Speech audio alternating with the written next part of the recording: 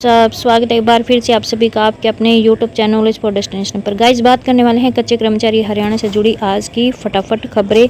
तो पहली खबर ले लेते हैं। तो सफाई कर्मियों की मांगों का हल करने में सरकार नाकाम।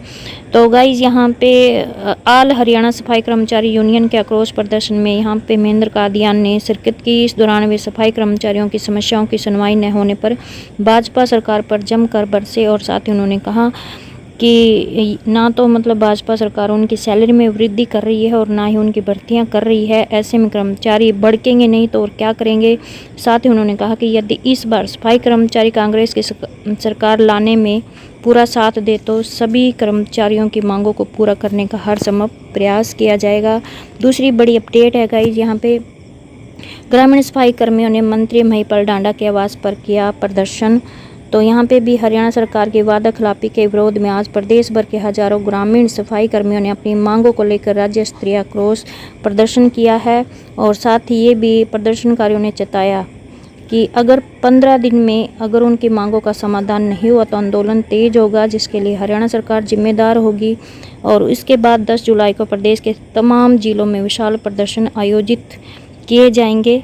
और यहाँ पे गाइज 26 जून यहाँ पे प्रदर्शनकारियों के बीच आकर मांग पत्र लिया जो भाई हरपाल डांडा है। और वहीं पर मंत्री ने 26 जून को यूनियन प्रतिनिधि मंडल को मांगों पर बातचीत के लिए बुलाया है। और उसके बाद बड़ी अपडेट है कि कर्मचारियों ने किया राज्य निकाय मंत्री के आवास पर प्रदर्शन। तो यहाँ पे पानीपत परिषद निगम व अग्निशमन के कार्यकर्ताओं ने राज्य निकाय मंत्री के आवास पर प्रदर्शन किया है। और यहाँ पे इन्होंने कहा है कि अगर 5 जुलाई तक मांगों का समाधान नहीं हुआ तो 6 जुलाई को रोहतक में राज्य कमेटी की बैठक कर हड़ताल जैसा कठोर आंदोलन का निर्णय लिया जाएगा। और यहाँ पे इन्होंने कहा है कि अगर जो संघ के साथ 29 अक्टूबर 2022 व 5 अप्रैल 2023 को किए गए समझौते में अगर उनकी मांगों के लिए जो ना अगर या तो पत्र जारी किया जाए, अगर पत्र जारी नहीं किया गया तो यदि पत्र जारी कर दिए तो इनको लागू नहीं किया तो सरकार के इस अपेक्षाकृत रवैये से प्रदेश के पालिका कर्मचारियों में भारी नाराजगी है। और राज्य नाराज निकाय कर्मचारी निकाय मंत्री से सरकार द्वारा जारी किए पत्र के अनुसार तुरंत प्रभाव से सीवर व सफाई कर्मचारियों के रिक्त पदों पर नियमित भर्ती प्रक्रिया के माध्यम से अनुबंधित कर्मचारियों को पक्का करने, बर्खास्त 26 कर्मचारियों को बहाल करने और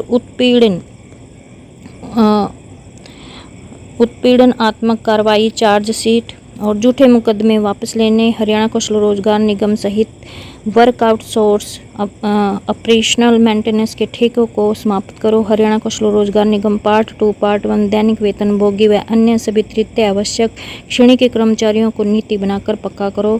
फायर ऑपरेटर के सृजित पदों पर फायर ड्राइवर एवं फायरमैनों को समायोजित किया जाए।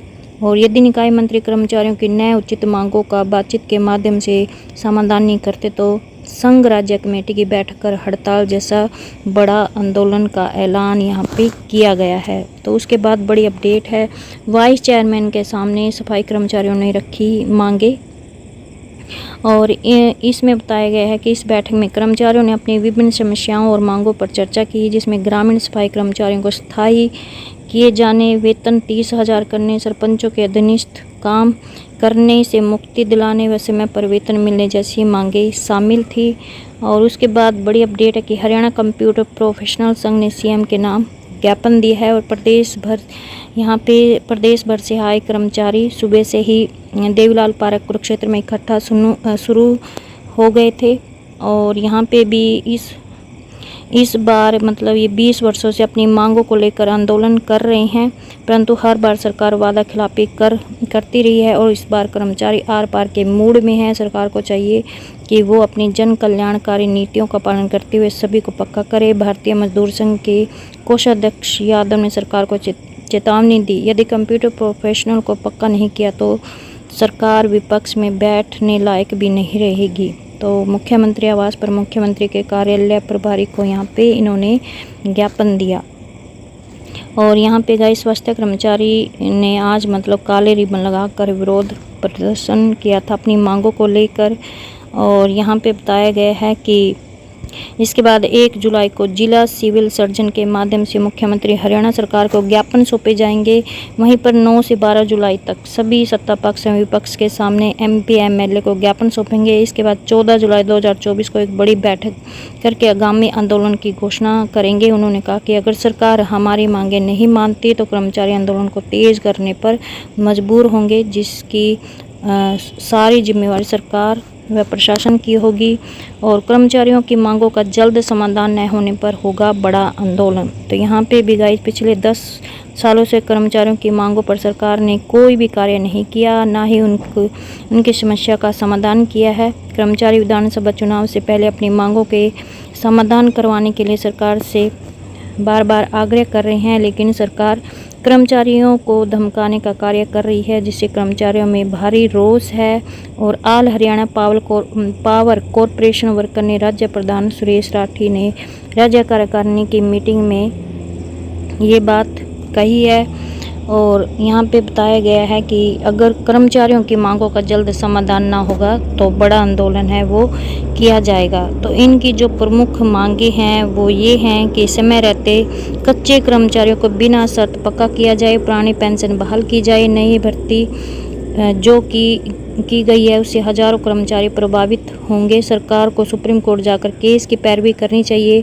सभी डिपार्टमेंट में हजारों पद खाली हैं, स्थायी भर्ती की जाए। हरियाणा कौशल रोजगार निगमों को भंग किया जाए, इससे किसी को कोई पक्का फायदा होने की बजाय शोषण बढ़ रहा है। व कर्मचारियों की मेडिकल सुविधा बंद हो गई है तो उसे शुरू किया जाए। तो यहाँ पे इनकी ये प्रमुख मांगे थी। अगर इनकी मांगों का जल्द समाधान ना होगा तो ये भी बड़ा आंदोलन करने पर मजबूर हो जाएंगे। उसके बड़ी अपडेट है कि आंगनबाड़ी सुपरवाइजर यूनियन ने की मीटिंग। तो यहाँ पे मीटिंग में सुपरवाइजर की समस्याओं व संगठन विस्तार पर चर्चा हुई है। और सुशीला सिहाग प्रदेश अध्यक्ष ने कहा कि सुपरवाइजर के ऊपर काम का दबाव व समस्याएं लगातार बढ़ती जा रही हैं। आए दिन विभाग के काम का बोझ बढ़ता जा रहा है। सुपरवाइजर मानसिक तनाव में है, इसलिए संगठन के ऊपर सभी सुपरवाइजरों का अपना विश्वास जमाते हुए अपने संगठन को मजबूत बनाना चाहिए। उसके बाद है बड़ी अपडेट, कौशल निगम के जरिए BJP खत्म कर रही आरक्षण और मेरिट। तो यहाँ पे कुरुक्षेत्र से कांग्रेस के वरिष्ठ नेता अशोक अरोड़ा का कहना है कि BJP दलित और पिछड़ा विरोधी मानसिकता से पीड़ित है, इसलिए ये सरकार हरियाणा से सरकारी शिक्षा, पक्की नौकरी और SC OBC का आरक्षण खत्म कर रही है। इसके लिए सरकार ने सरकारी संस्थाओं की फीस में कई गुना बढ़ोतरी कर दी है। और प्रदेश में 2 लाख से ज़्यादा पद खाली पड़े हुए हैं, लेकिन सरकार इसलिए इन पर पक्की भर्ती नहीं कर रही है, क्योंकि पक्की भर्तियों में दलित और पिछड़ों को आरक्षण देना पड़ेगा। लेकिन BJP नहीं चाहती कि इन वर्गों को आरक्षण व नौकरी मिले। तो यहाँ पे गाइज अशोक अरोड़ा जो कि कांग्रेस के वरिष्ठ नेता हैं, इनका बड़ा बयान आया है। उसके बाद है बड़ी, अब HKRN कर्मचारी भी अपने गृह जिले में करवा सकेंगे तबादला। हरियाणा कौशल रोजगार निगम ने लिंक ओपन कर दिया है और यहाँ पे संबंधित कर्मचारियों को गृह जिले में जाने के लिए लिंक पर अपील करनी होगी। हालांकि अंतिम फैसला गृह जिले में खाली पद और मांग के आधार पर HKRN की ओर से लिया जाएगा। इस समय कौशल रोजगार निगम में करीब 1.30 लाख कर्मचारी समायोजित हैं। ये ऐसे कर्मचारी हैं जो अलग अलग विभाग, बोर्ड और निगमों में कार्यरत है। कौशल रोजगार निगम के गठन के समय यह प्रावधान करने की मांग उठी थी कि कर्मचारियों को उनके जिले में ही तैनाती दी जाए, लेकिन उस समय आनन फानन में भर्ती की गई। और इसके बाद काफ़ी संख्या में कर्मचारियों ने मांग की थी कि उनका वेतन कम है और वह घर से काफ़ी दूर नौकरी कर रहे हैं।